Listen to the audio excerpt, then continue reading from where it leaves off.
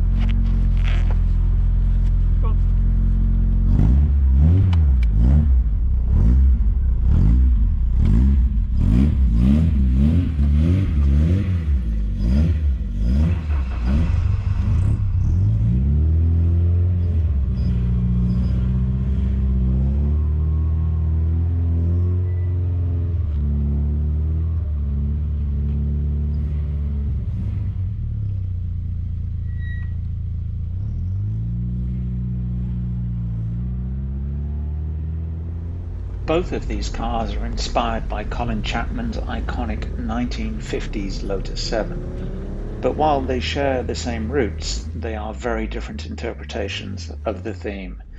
I'll talk a little bit about them both today, and we'll do detailed videos on each at a later date.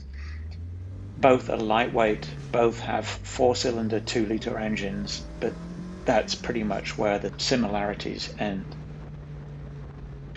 The Superformance S1 is a relatively comfortable, fun-to-drive road cruiser with modest performance, while the Westfield Mega S2000 is a stripped-out track weapon.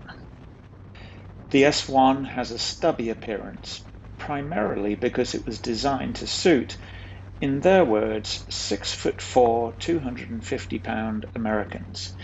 It's wider than most 7-type cars because of that, and has ample legroom, which is aided by an adjustable pedal assembly. However, my 6'4" son Max finds it near impossible to drive because his knees hit the dashboard.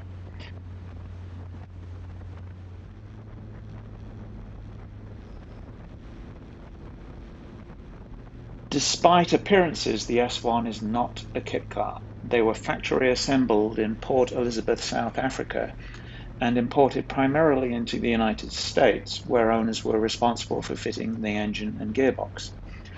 Only 56 S1s were made, and this is number 53, so it's a pretty rare car. The drivetrain is a 2-litre Ford Zetec 4-cylinder engine, which produces somewhere around 165 horsepower in this car, and it's mated to a Ford Type 9 5-speed manual transmission.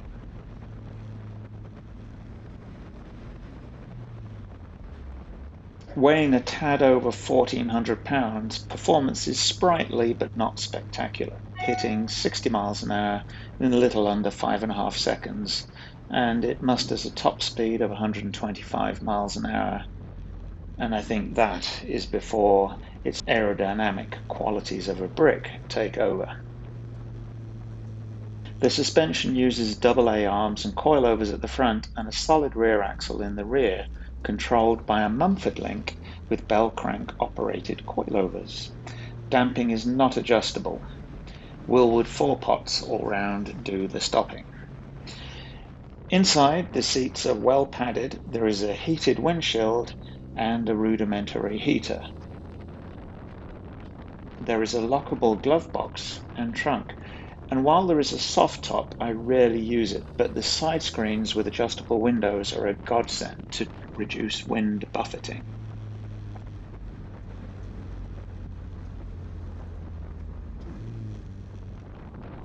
The body is a combination of aluminium and glass and carbon fiber panels and it even has a Kevlar under tray to protect the oil pan.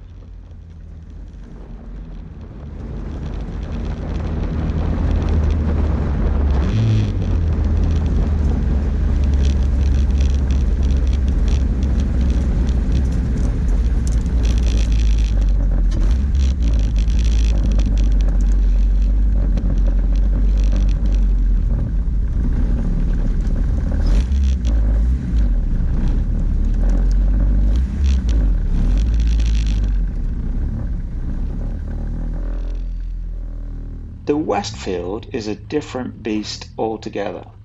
Designed around the Honda S2000 engine and transmission, it's an out-and-out track car producing 240 horsepower and a redline north of 8,000 RPM. While not a common name in the States, Westfield have been around in the UK for a long time and were actually the subject of litigation by Caterham Cars in the 1980s, which resulted in an out-of-court settlement and a redesign of their cars. So while they may look similar to Caterham's, the construction underneath is very different.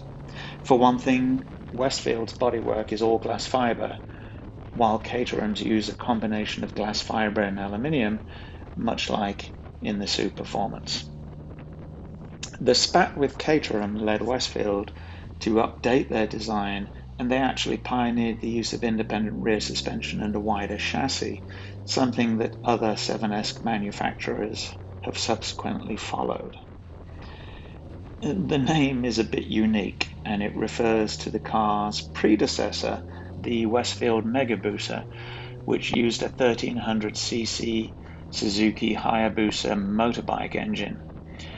Redesigning the car around the Honda power plant resulted in a tall hood, which can be difficult to see over, but once you get used to that, the car is an absolute blast to drive.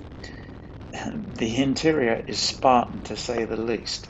With a race technology digital dash unit and a few buttons and toggle switches, it's all business. There's no top, there are no side screens, and it barely has a windshield. Supportive race seats and 5-point harnesses are all you get.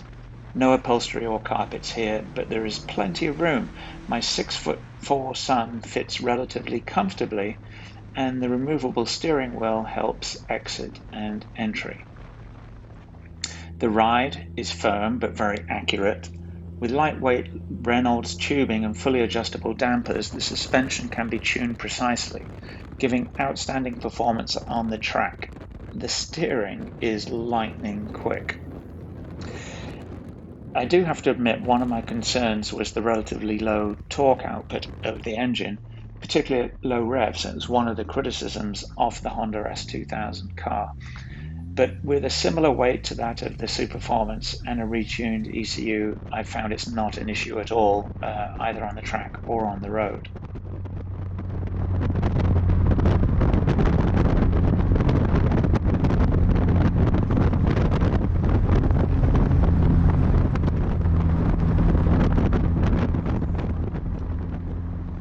Taking these two cars out for a drive today was a real treat.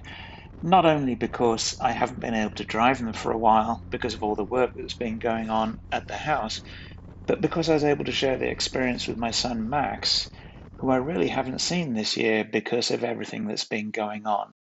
So it was a double treat for me, and we hope you enjoyed this video as much as we did making it. If you enjoyed this video and would like to see more like it, don't forget to subscribe and hit that like button while you're at it. And please leave any comments below, and we'll see you next time. Cheers.